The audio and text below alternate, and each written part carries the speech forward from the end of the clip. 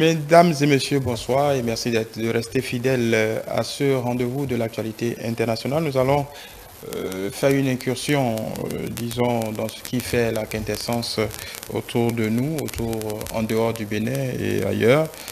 Nous allons revenir sur cette question que nous avons essayé d'aborder un tant soit peu, voir si nos conjectures se sont s'avérer exact et nous projeter sur cette affaire, hein, on va dire, qui est maintenant du passé, qui relève du passé entre le Mali et la Côte d'Ivoire. Les 49 soldats ont été graciés, sont rentrés chez eux, ont fait escale à Lomé pour remercier le facilitateur togolais Foy Yassingbe, ont été pompeusement accueillis par le président de la République ivoirienne. On sent et là des velléités, en tout cas, de reprendre le cours normal de la coopération entre ces deux pays. Il est question d'une invitation formulée par le président Ouattara à Assimi Goïta pour une visite officielle. Donc on va essayer de voir si dans cette affaire il y a gagnant, perdant et quel serait, disons, que faudra-t-il retenir très précisément de cette affaire qui a un peu empoisonné non seulement les relations entre le Mali et la Côte d'Ivoire, mais quelque peu secouer l'organisation sous-régionale dans ses prérogatives les plus, en tout cas, les plus officielles. On va le faire avec Hamzat Abdoulaye, consultant analyste géopolitique. Bonsoir. Bonsoir. Morgana Sogba Ahmed Tondi, consultant analyste géopolitique, expert en relations internationales et collaborateur à l'Institut pour la formation et la recherche en paix et sécurité internationale. Bonsoir.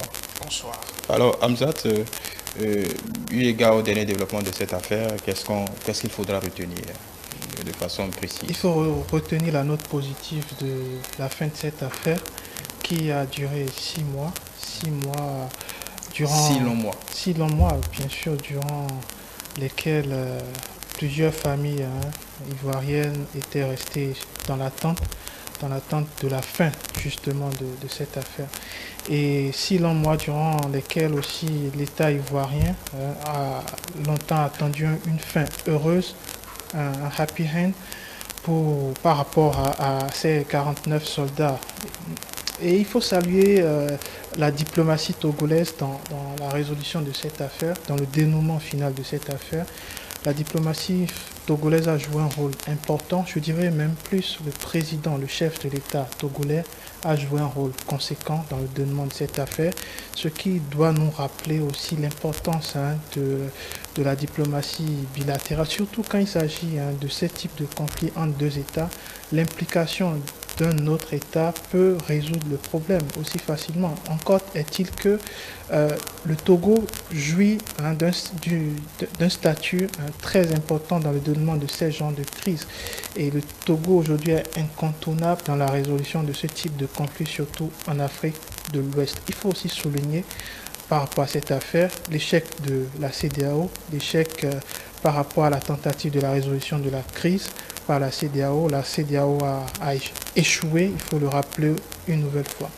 Et quant au Mali, je pense que le Mali a quand même joué un rôle très important dans le dénouement de cette affaire. Je pense que depuis le début, le Mali voulait une sorte d'apaisement de cette crise-là, mais beaucoup n'ont pas su le comprendre dès le début. Mais tout est bien qui finit bien. Je pense qu'il faut saluer aussi Assimi Goïta par rapport à sa clairvoyance politique, par rapport à sa clairvoyance diplomatique. Et il faut saluer aussi la justice malienne qui a joué son rôle en les inculpant, ces militaires. Et en les jugeant en 48 heures. Non, écoutez, c'était un dossier qui était en instruction depuis août, on va dire, et la justice a joué son rôle. Si vous parlez du dénouement en 48 heures, ce n'est qu'un verdict. Le verdict a été précédé d'un travail en fond. Donc, il ne faut pas les blâmer pour le délai. Il ne faut pas les blâmer pour les délais. Déjà que l'affaire... J'ai juste rappelé... Bien sûr, je vois un peu la façon dont vous le soulignez.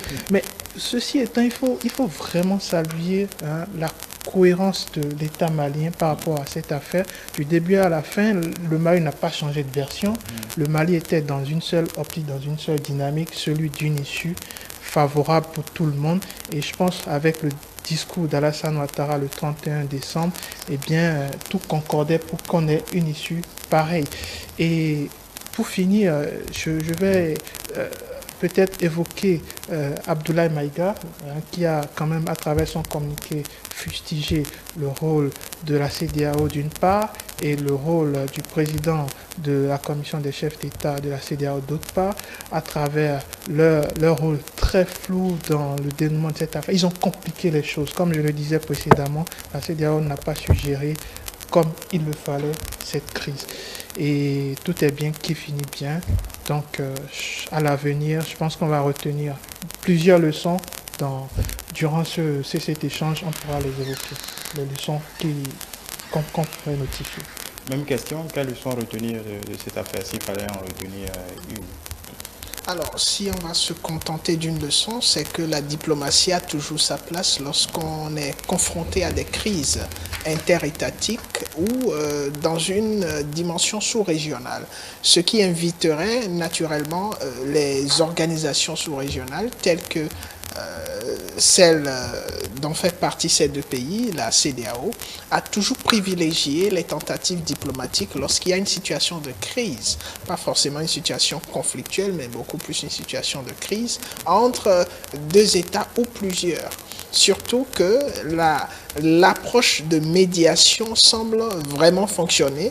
Une approche de médiation parfois qui, dans ce cas d'espèce, n'a pas voulu permettre à l'instance sous-régionale de prendre les devants, étant donné que l'option qu'elle avait faite du médiateur n'était pas forcément celle qui était appréciée ou souhaitée par l'une des parties en conflit, à savoir le Mali, et qui a insisté sur le médiateur qui semblait gagner sa confiance. Et une fois de plus, nous avons la leçon qui montre que lorsque les parties en crise trouvent une certaine crédibilité au médiateur, il y a de fortes chances que la médiation porte ses fruits. Et donc ici, dans ce cas pratique, la diplomatie reste la solution la plus avérée.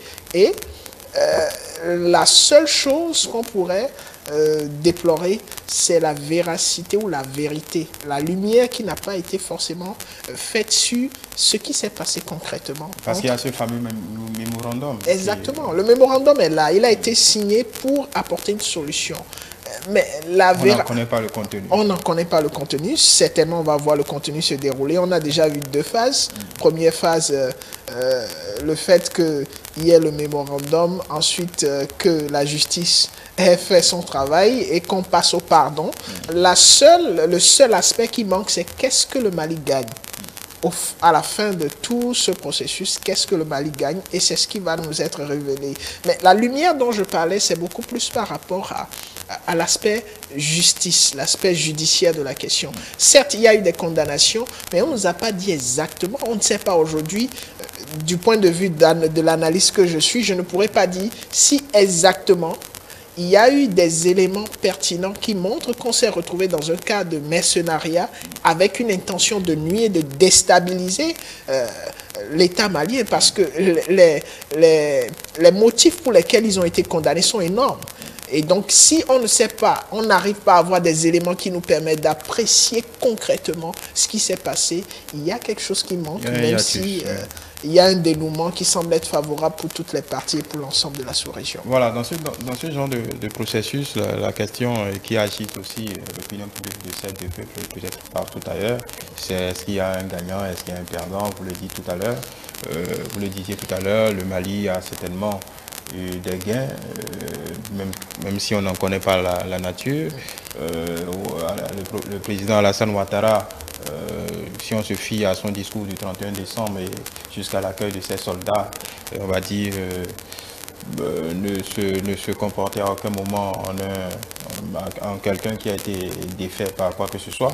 Alors, mis le mémorandum de côté, est-ce qu'on peut dire que dans cette histoire, il y a un gagnant, il y a un perdant, ou des gagnants et des perdants? On dira qu'il y a eu des concessions et chacun s'en sort avec un aspect qui l'arrange. Déjà, tout de suite, il faut dire que le Mali garde son image d'État souverain qui est conscient de ce qu'il dit. Quand on regarde le dénouement, oui, il y a eu condamnation pour les motifs pour lesquels le Mali a accusé ses 49 soldats. Et donc, sur ce point de vue, le Mali est gagnant.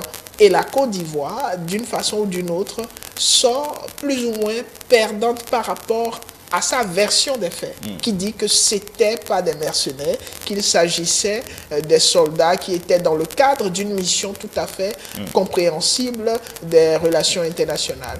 Et de l'autre côté, maintenant, c'est la capacité à pouvoir garder ces militaires, parce qu'une fois que vous condamnez normalement des personnes qui sont coupables de crimes de cette envergure, ces personnes sont censées payer. Ils sont censés subir la peine. Mais on se rend compte que l'exécution de la peine n'a pas été c'est quelques jours. Pour des condamnations de 20 ans et de perpétuité. Le pardon est plutôt venu très vite. Et donc, sur ce point de vue, certes, ils ont été condamnés, mais ils n'ont pas eu le temps de purger leur peine.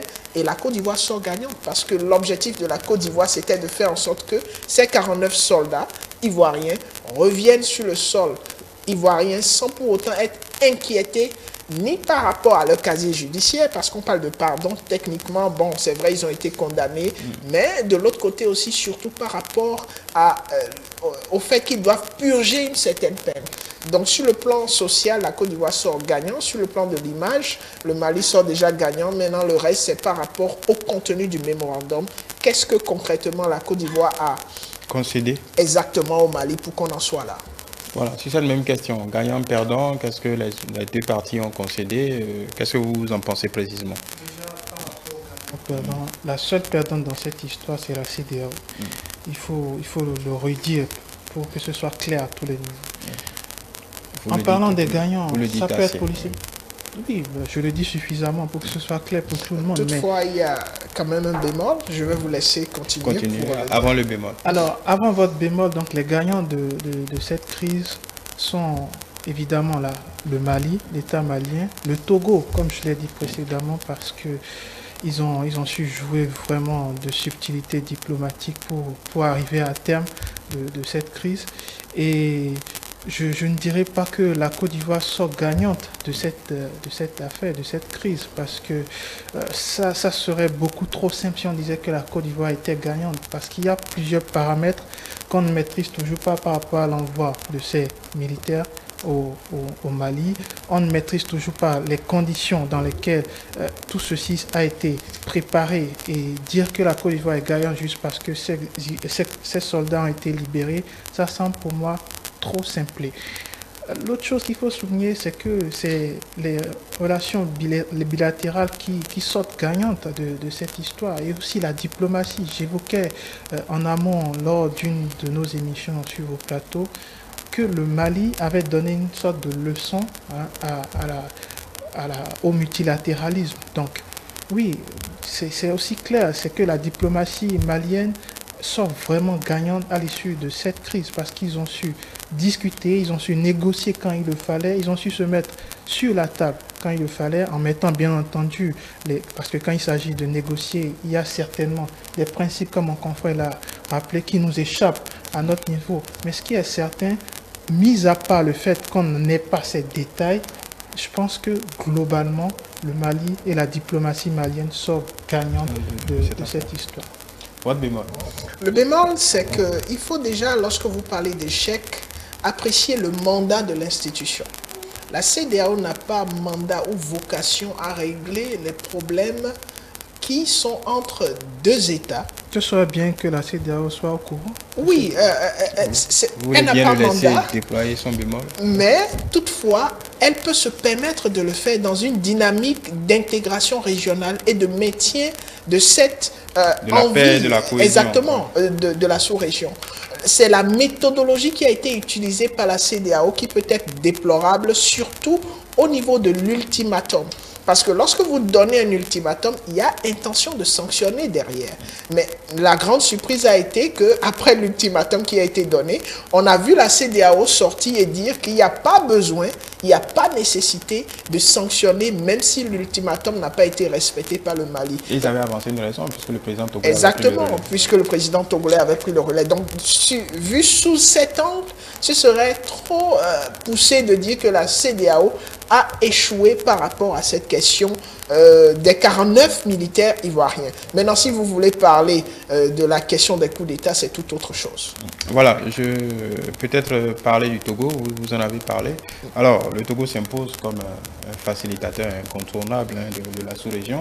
Est-ce dû à ses proximités avérées ou non, ou accidentelles, avec ces régimes militaires? Parce qu'on a cru comprendre que ce qui a disons, faciliter un peu l'intervention du Togo, c'est dans l'état-major ou dans le conseil militaire du président Faure, il y aurait un promotionnaire à Assimi Goïta, ce qui a quelque peu permis de prendre langue très rapidement. Si on prend le cas du Burkina Faso également, le Togo, c'est pareil. Il y a eu d'autres crises par le passé de ces situations conflictuelles. Ça a toujours été le Togo. Est-ce cette proximité avec, on va dire, une griffe, les régimes voyous qui donnent ce quitus là au Togo? Alors, régime voyou, moi je... j'ai mis en griffe. En griffe, voilà, que les griffes soient bien mises. Les griffes sont solides. Toutefois, il faut rappeler que en matière de négociation, tous les éléments sont pertinents, surtout lorsqu'on parle des hommes. En dehors des partis, quand vous voyez les partis à la table de cette négociation, vous avez le Mali, vous avez la Côte d'Ivoire, mais ce sont des hommes qui représentent les partis.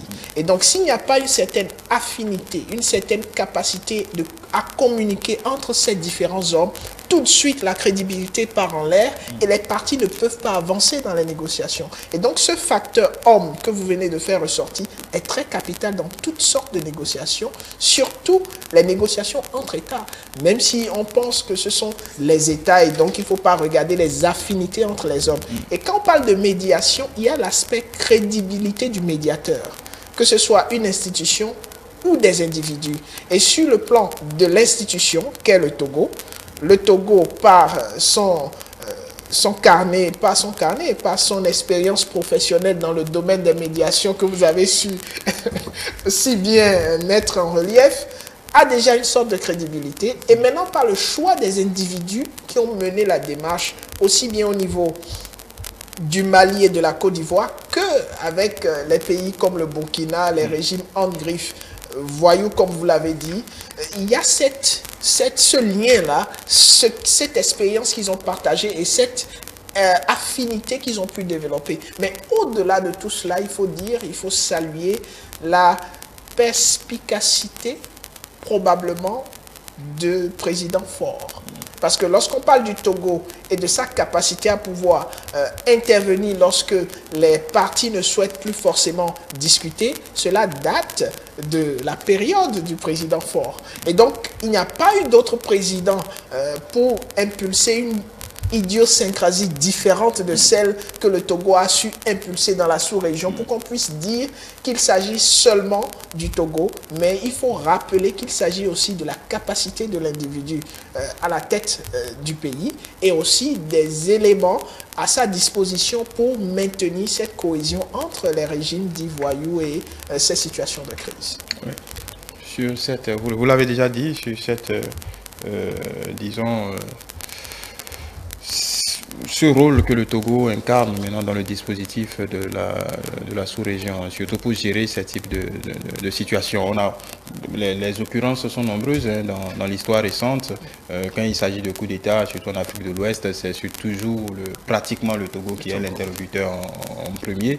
Est-ce par la nature même du régime togolais ou comment vous expliquez cela? Ou bien ce serait juste par la formidable facilité et capacité du président Faure à négocier? Je ne pense pas qu'on puisse indexer la nature même du régime togolais. Je pense que ce serait être malhonnête dans le sens de nos analyses parce que le Togo, avec son président, a quand même un statut aujourd'hui, un statut qui est prépondérant par rapport à la gestion de ces crises. Je l'ai rappelé plusieurs fois, mais ça rappelle aussi quelque chose de très important, c'est qu'en matière de crise, il est très important qu'on ait les personnes et les ressources compétentes pour résoudre ces problèmes.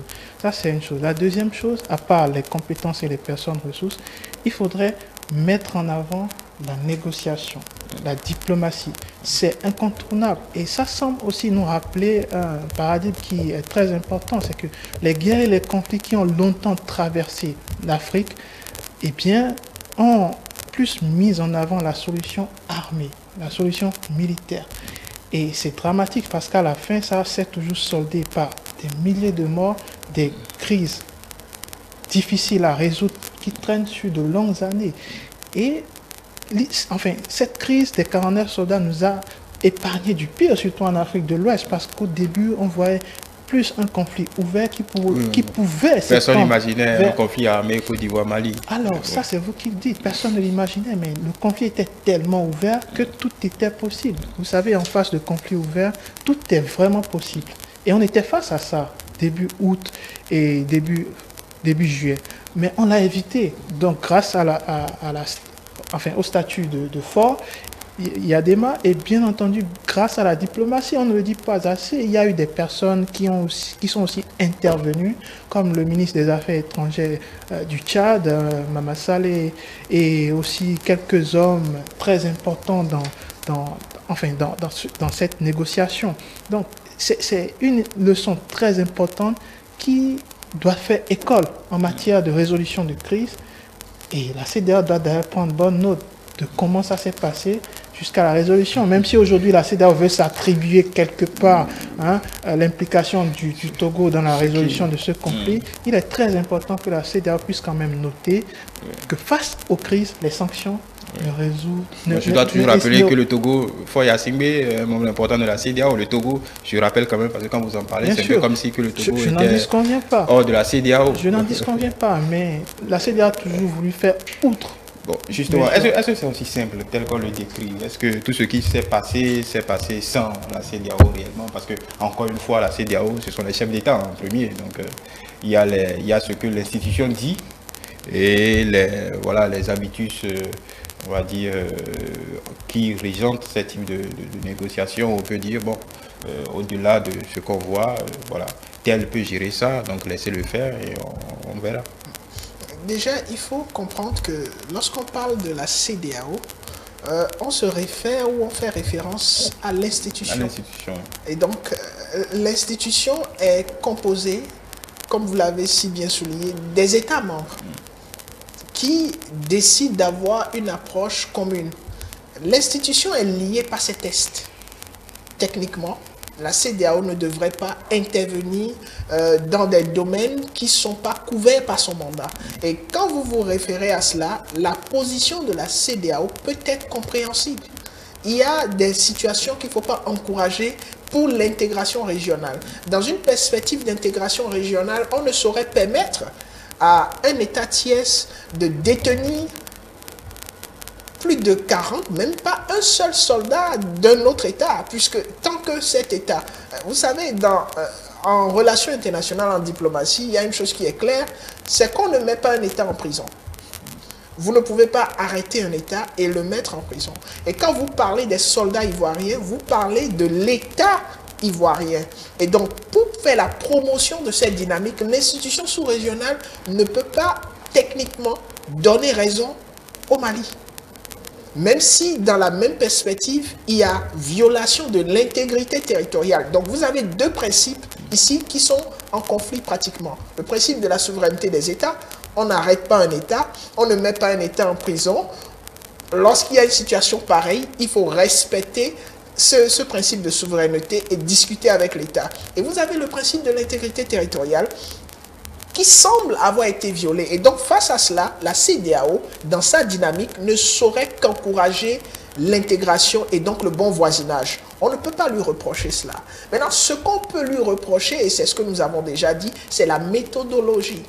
Et donc, ce n'est pas aussi facile, comme vous l'avez dit. Il y a des subtilités qui font que lorsqu'on y regarde de plus près, on comprend le comportement de la CEDEAO, même si on peut critiquer sa méthodologie, et on comprend aussi le comportement des États pris individuellement. Le Mali est resté dans une perspective de violation de son intégrité territoriale et donc de souveraineté. La Côte d'Ivoire aussi est restée dans une perspective de souveraineté, ce qui a expliqué la démarche officielle des prises de position de chacun de ces États. La Côte d'Ivoire disant haut et fort ce sont des militaires ivoiriens et donc on ne devrait pas parler de mercenaires. Le Mali disant haut et fort, ils se sont retrouvés sur le territoire malien sans autorisation et donc c'est une violation de l'intégrité. Les deux États ont raison. Maintenant, dans une perspective de bon voisinage et d'intégration régionale, il est naturellement du devoir moral de la CEDEAO d'intervenir et de dire, pour maintenir le bon voisinage et le processus d'intégration régionale dans lequel nous sommes, il est important que vous parlez et qu'on ne détienne pas des soldats. Parce que qu'est-ce qui peut se passer lorsque ces soldats sont en détention? Ce qui expliquerait même le fait qu'on ait relâché les 3 femmes pour raison humanitaire. Si l'un de ces soldats venait à perdre la vie, ce serait un autre problème à l'heure où nous sommes en train de parler. Parce que ce ne serait plus juste des personnes qu'on a détenues, des soldats qu'on a détenus, mais on parlerait aussi d'une détention qui a tourné mal et donc qui a causé un crime. Donc voilà des perspectives qui montrent en réalité qu'il ne s'agit pas d'une question aussi simple que cela peut paraître, mais qui a des subtilités assez importantes. Voilà, nous allons sortir de ce débat. Alors, quand on prend le cas du Burkina Faso, même si c'est pas la même situation, politiquement, comment le Mali pourrait se servir de cette crise? Parce que beaucoup d'analystes ont considéré que cette affaire des 49 soldats a été un joker, on dit politiquement, et au niveau des relations internationales quand même, politiquement, ça a permis au régime d'avoir une présence constante dans les rapports de force qui puissent exister et de pouvoir, disons, compter.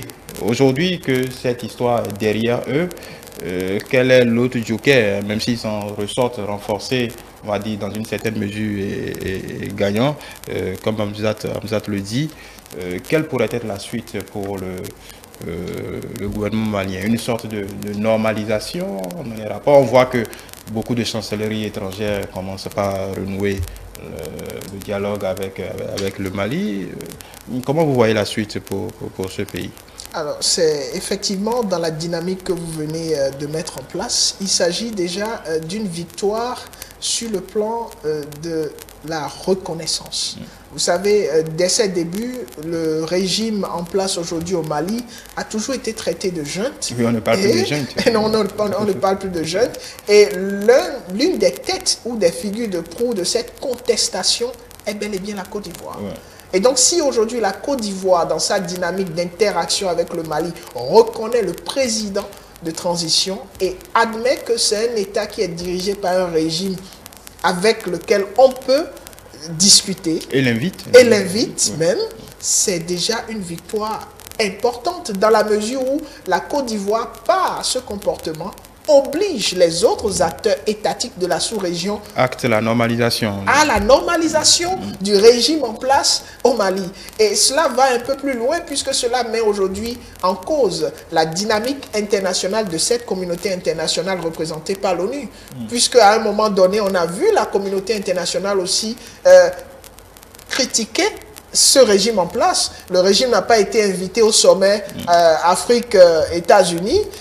Pourquoi? Parce qu'on estime que ce régime fait partie des régimes avec lesquels on ne peut pas discuter. Alors que la Côte d'Ivoire faisait partie de ces pays qui ont été invités. Et donc aujourd'hui, le Mali est en train de se remettre dans une dynamique de reconnaissance par la communauté internationale et de redynamisation donc de son éventail diplomatique. Voilà, même question à Hamzat Abdoulaye. Il y a cette invitation adressée par le président Ouattara à Assimi Goïta. Est-ce que voilà, ça, par ce biais-là, la Côte d'Ivoire participe ou acte la normalisation avec le régime malien pour faciliter un peu les choses, peut-être au niveau de la CEDEAO, des instances internationales? Est-ce que c'est une monnaie d'échange intéressante? Est-ce que ça fait partie du mémorandum d'après vous? Alors, la suite chronologique des événements ressort techniquement que ça pourrait faire partie du deal qui est resté flou dans le mémorandum ou du deal qui est resté flou entre les échanges forts Assimi Goïta, fort Alassane Ouattara. Donc, ça pourrait être l'une des monnaies d'échange, mais on n'est pas certain. Ce qui est sûr, c'est que le dénouement de cette affaire laisse transparaître que l'État du Mali, même si c'est une transition aujourd'hui, même si le gouvernement est un gouvernement de transition, cela dénote quelque part que la communauté internationale, déjà les États de l'Afrique de l'Ouest, de la communauté des États de l'Afrique de l'Ouest, reconnaissent d'une certaine façon la légitimité de ce gouvernement. Et c'est le Mali qui gagne à tous les coups.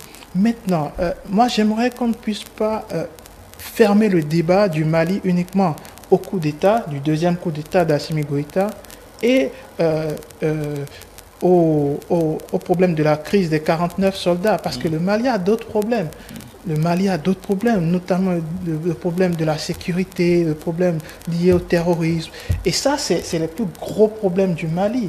Donc, on s'est très longtemps, pendant 6 mois, enfermé sur l'affaire des 49 soldats ou sur la critique de la CEDEAO sur justement ce gouvernement de transition ou sa façon de fonctionner.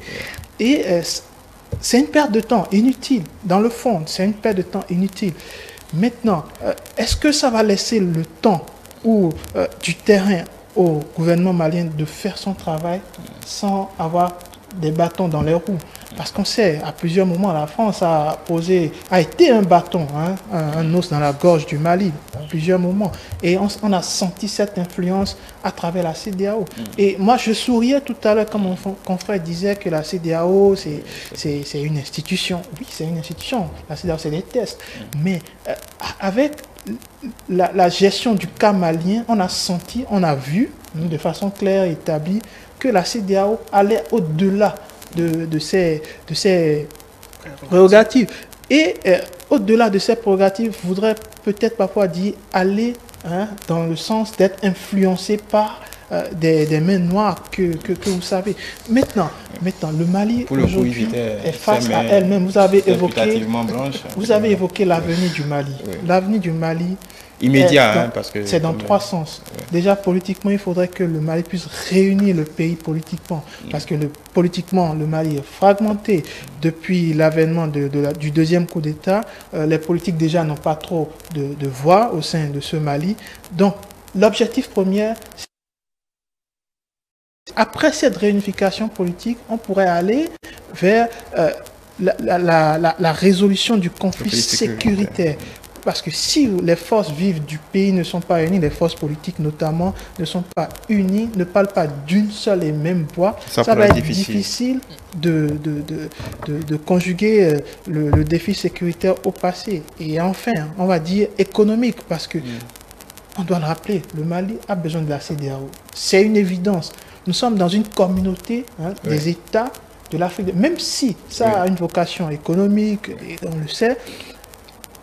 Le Mali a besoin de la CEDEAO. Donc le Mali a besoin des États qui font partie, qui sont membres de la CEDEAO pour que le dynamisme économique puisse prendre.